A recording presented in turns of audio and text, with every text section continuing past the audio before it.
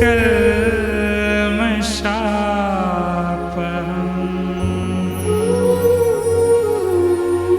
श्रवणमङ्गलम्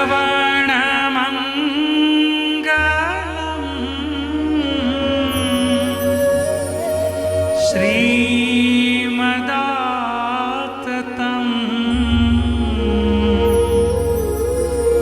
भुवि गृह्णन्ति ते भूरिदा जना।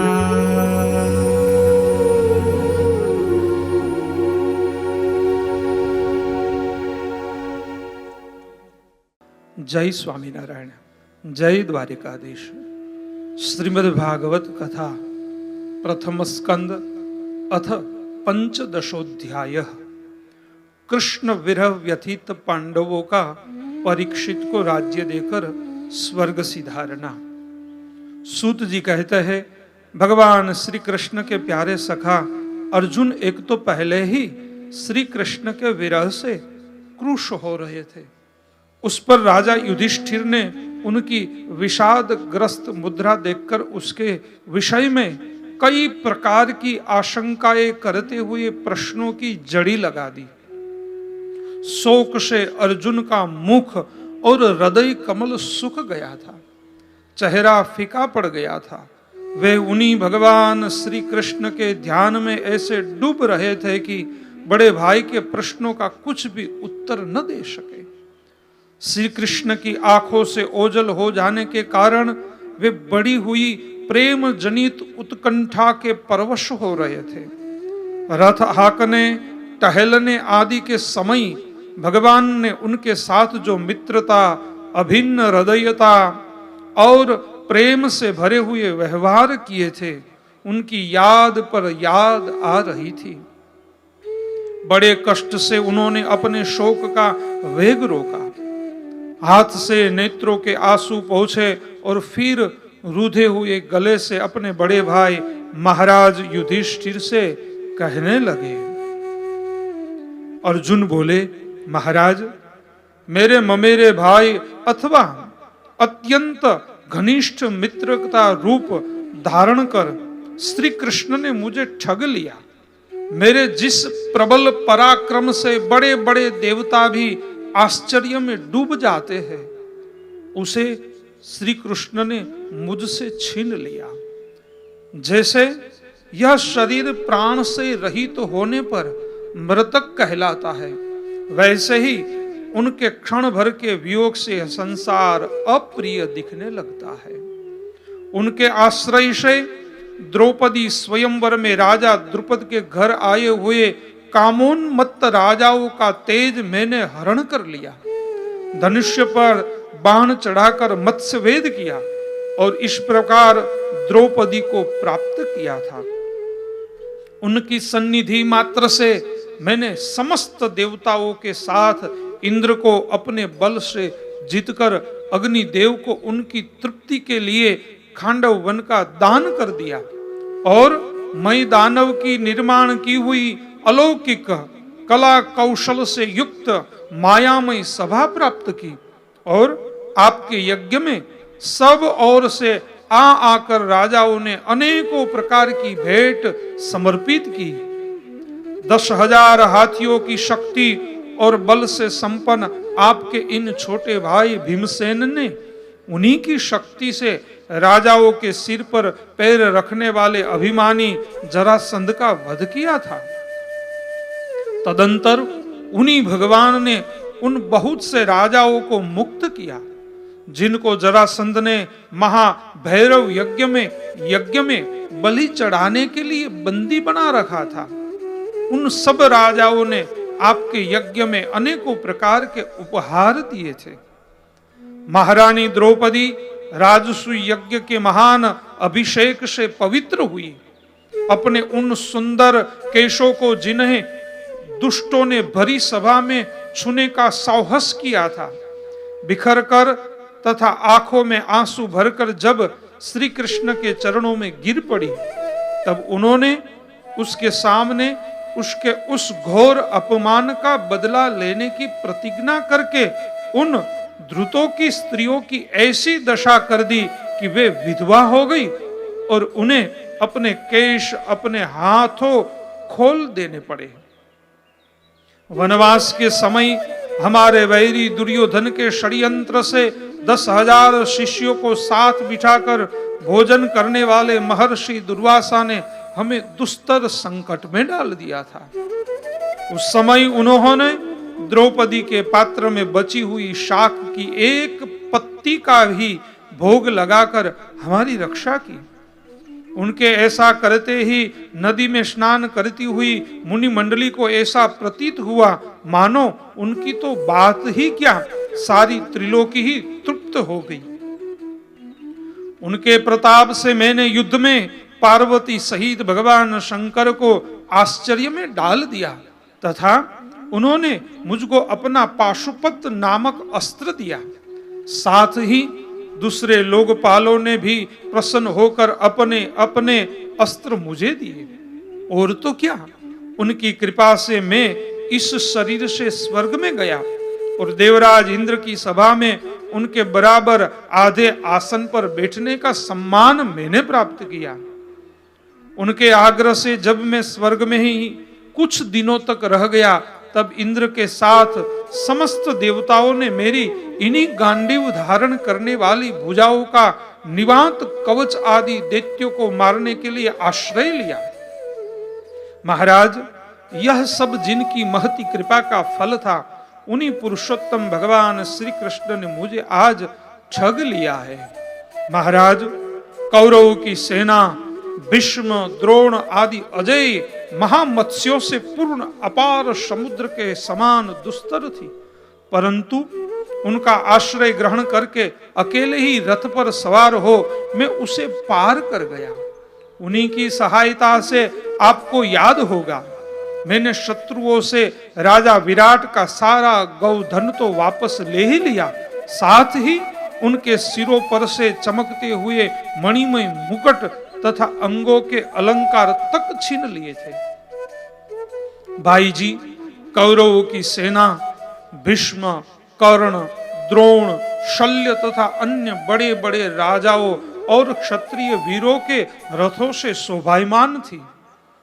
उसके सामने मेरे आगे आगे चलकर वे अपनी दृष्टि से ही उन महारथी युद्धपतियों की आयु, मन, उत्साह और बल को छीन लिया करते थे।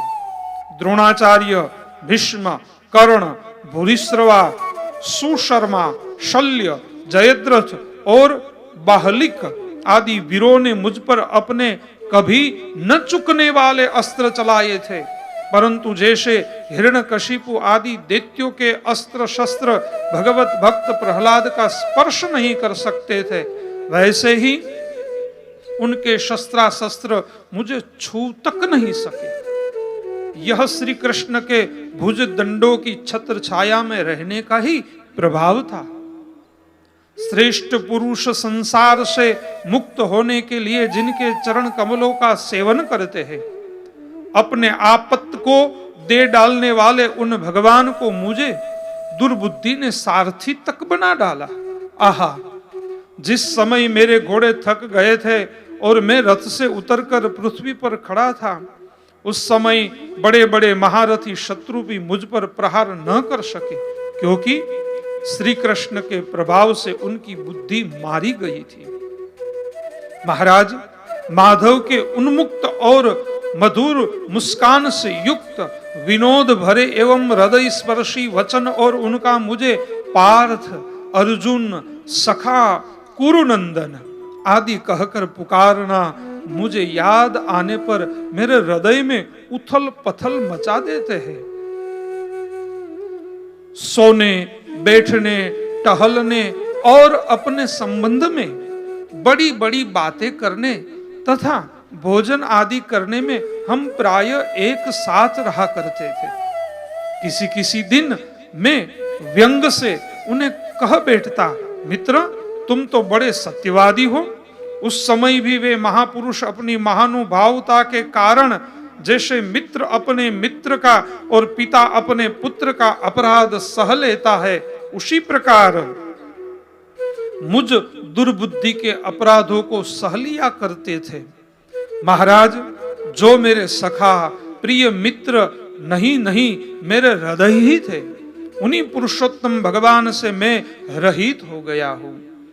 भगवान की पत्नियों को द्वारिका से अपने साथ ला रहा था, परंतु मार्ग में दुष्ट गोपों ने मुझे एक अबला की भांति हरा दिया और मैं उनकी रक्षा नहीं कर सका।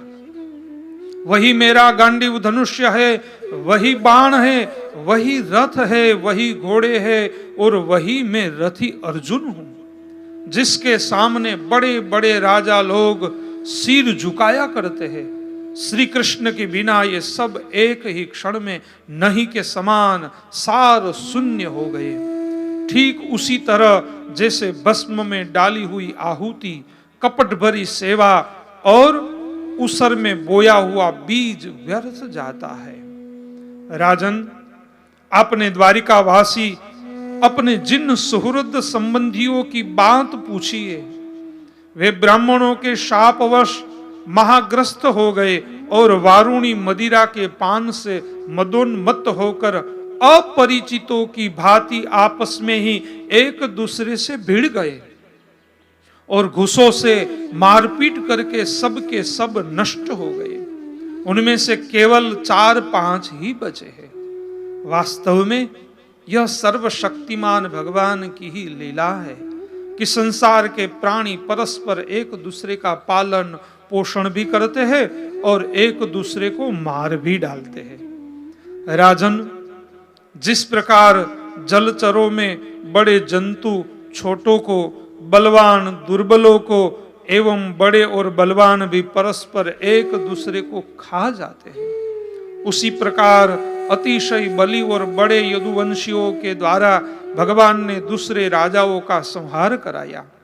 तत्पश्चात यदुवंशियों के द्वारा ही एक से दूसरे यदुवंशी का नाश करा के पूर्ण रूप से पृथ्वी का भार उतार दिया। भगवान श्री कृष्ण ने मुझे जो शिक्षाएं दी थी, वे देश, काल और प्रयोजन के अनुरूप तथा हृदय के ताप को शांत करने वाली थी। स्मरण आते ही वे हमारे चित्त का हरण कर लेते हैं। सूत जी कहते हैं, इस प्रकार प्रगाढ़ प्रेम से भगवान श्री कृष्ण के चरण कमलों का चिंतन करते करते अर्जुन की चित्त वृत्ति अत्यंत निर्मल और प्रशांत हो गई। उनकी प्रेममयी भक्ति भगवान श्री कृष्ण के चरण कमलों के अहर्निश चिंतन से अत्यंत बढ़ गई। भक्ति के वेग ने उनके हृदय को मथकर उसमें से सारे विकारों को बाहर निकाल दिया। उन्हें युद्ध के प्रारंभ में भगवान के द्वारा उपदेश किया हुआ गीता ज्ञान पुनः स्मरण हो गया, जिसकी काल के व्यवधान और कर्मों के विस्तार के कारण प्रमादवश कुछ दिनों के लिए विस्मृति हो गई थी। ब्रह्म ज्ञान की प्राप्ति से माया का आवरण भंग होकर गुणातीत अवस्था प्राप्त हो गई। द्वैत का संशय निवृत्त हो गया, सूक्ष्म शरीर भंग हुआ। वे शोक एवं जन्म मृत्यु के चक्कर से सर्वथा मुक्त हो गए। भगवान के स्वधाम गमन और यदुवंश के संहार का वृत्तांत सुनकर निश्चल मति युधिष्ठिर ने स्वर्गारोहण का निश्चय किया। कुंती ने भी अर्जुन के मुख से यदुवंशियों के नाश और भगवान के स्वधाम गमन की बात सुनकर अनन्य भक्ति से अपने हृदय को भगवान श्री कृष्ण में लगा दिया और सदा के लिए इस जन्म मृत्यु रूप संसार से अपना मुंह मोड़ लिया। भगवान श्री कृष्ण ने लोक दृष्टि में जिस यादव शरीर से पृथ्वी का भार उतारा था, उसका वैसे ही परित्याग कर दिया। जैसे कोई कांटे से कांटा निकाल कर फिर दोनों को फेंक दे, भगवान की दृष्टि में दोनों ही समान थे। जैसे वे नट के समान मत्स्यादि रूप धारण करते हैं और फिर उनका त्याग कर देते हैं, वैसे ही उन्होंने जिस यादव शरीर से पृथ्वी का भार दूर किया था, उसे त्याग भी दिया। जिनकी मधुर लीलाएं श्रवण करने योग्य है, उन भगवान श्री कृष्ण ने जब अपने मनुष्य के शरीर से इस पृथ्वी का परित्याग कर दिया, उसी दीन विचारहीन लोगों को अधर्म में फंसाने वाला कलयुग आधम का महाराज युधिष्ठिर से कलयुग का फैलना छिपा न रहा। उन्होंने देखा देश में, नगर में, घरों में और प्राणियों में लोभ, असत्य, छल, हिंसा आदि अधर्मों की बढ़ती हो गई है। तब उन्होंने महाप्रस्थान का निश्चय किया। उन्होंने अपने विनयी पौत्र परीक्षित को, जो गुणों में उन्हीं के समान थे, समुद्र से घिरी हुई पृथ्वी के सम्राट पद पर हस्तिनापुर में अभिषिक्त किया। उन्होंने मथुरा में सुर सेनाधिपति के रूप में अनिरुद्ध के पुत्र वज्र का अभिषेक किया। उसके बाद समर्थ युधिष्ठिर ने प्राजापत्य यज्ञ करके आहवनीय आदि अग्नियों को अपने में लीन कर दिया, अर्थात गृहस्थाश्रम के धर्म से मुक्त होकर उन्होंने संन्यास ग्रहण किया। युधिष्ठिर ने अपने सब वस्त्राभूषण आदि वहीं छोड़ दिए एवं ममता और अहंकार से रहित होकर समस्त बंधन काट डाले। उन्होंने दृढ़ भावना से वाणी को मन में, मन को प्राण में, प्राण को अपान में और अपान को उसकी क्रिया के साथ मृत्यु में तथा मृत्यु को पंचभूतमय शरीर में लीन कर लिया। इस प्रकार शरीर को मृत्यु रूप अनुभव करके उन्होंने उसे त्रिगुण में मिला दिया। त्रिगुण को मूल प्रकृति में, सर्व कारण रूपा प्रकृति को आत्मा में और आत्मा को अविनाशी ब्रह्म में विलीन कर दिया। उन्हें यह अनुभव होने लगा कि यह संपूर्ण दृश्य प्रपंच ब्रह्म स्वरूप है। इसके पश्चात उन्होंने शरीर पर चीर वस्त्र धारण कर लिया, अन्न जल का त्याग कर दिया, मौन ले लिया और केश खोलकर बिखेर लिए। वे अपने रूप को ऐसा दिखाने लगे जैसे कोई जड़ उन्मत्त या पिशाच हो।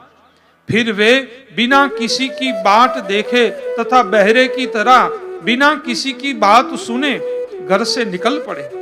हृदय में उस परब्रह्म का ध्यान करते हुए जिसको प्राप्त करके फिर लौटना नहीं होता, उन्होंने उत्तर दिशा की यात्रा की, जिस ओर पहले बड़े बड़े महात्मा जन जा चुके हैं। भीमसेन, अर्जुन आदि युधिष्ठिर के छोटे भाइयों ने भी देखा कि अब पृथ्वी में सभी लोगों को अधर्म के सहायक कलयुग ने प्रभावित कर डाला है। इसलिए वे भी श्री कृष्ण चरणों की प्राप्ति का दृढ़ निश्चय करके अपने बड़े भाई के पीछे पीछे चल पड़े। उन्होंने जीवन के सभी लाभ भली भांति प्राप्त कर लिए थे। इसलिए यह निश्चय करके कि भगवान श्री कृष्ण के चरण कमल ही हमारे परम पुरुषार्थ है, उन्हें हृदय में धारण किया। पांडवों के हृदय में भगवान श्री कृष्ण के चरण कमलों के ध्यान से भक्ति भाव उमड़ आया। उनकी बुद्धि सर्वथा शुद्ध होकर भगवान श्री कृष्ण के उस सर्वोत्कृष्ट स्वरूप में अनन्य भाव से स्थिर हो गई, जिसमें निष्पाप पुरुष ही स्थिर हो पाते हैं। फलतः उन्होंने अपने विशुद्ध अंतःकरण से स्वयं ही वह गति प्राप्त की जो विषयासक्त दुष्ट मनुष्य को कभी प्राप्त नहीं हो सकती। संयमी एवं श्री कृष्ण के प्रेमावेश में मुग्ध भगवानमय विदुर जी ने भी अपने शरीर को प्रभास क्षेत्र में त्याग दिया। उस समय उन्हें लेने के लिए आए हुए पितरों के साथ वे अपने लोक यमलोक को चले गए।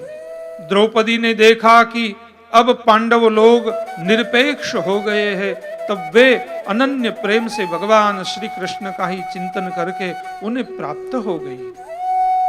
भगवान के प्यारे भक्त पांडवों के महाप्रयाण की इस परम पवित्र और मंगलमयी कथा को जो पुरुष श्रद्धा से सुनता है वह निश्चय ही भगवान की भक्ति और मोक्ष प्राप्त करता है।